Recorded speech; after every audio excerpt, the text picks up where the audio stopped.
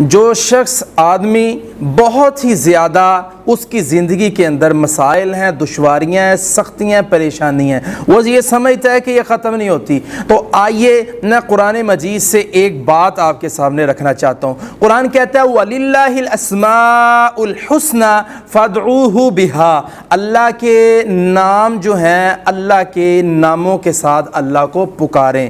ہاں، اللہ کا ایک نام ہے المؤمن۔ المؤمن کا معنی امن دینے والا، سکون دینے والا۔ تو اللہ کے سامنے آپ دعا کریں، اس نام کو زیادہ سے زیادہ پڑھیں، اسے حفظ کریں زیادہ سے زیادہ، جبکہ رسول اللہ نے فرمایا جو اللہ کے ناموں کو حفظ کرے گا اللہ اسے جنت میں داخل کرے گا۔ اس نام کی آپ تسبیح کریں، اور تسبیح کرنے کے بعد اللہ سے کہیں اے میرے اللہ تو امن اور سکون دینے والا ہے، اس لیے تو میرے گھریلو مسائل درست فرما، گھر کے اندر امن پیدا کر دے، گھر کے اندر سکون پیدا کر دے، کاروبار کے اندر سکون پیدا کر دے، ہمسایوں کے اندر سکون پیدا کر دے۔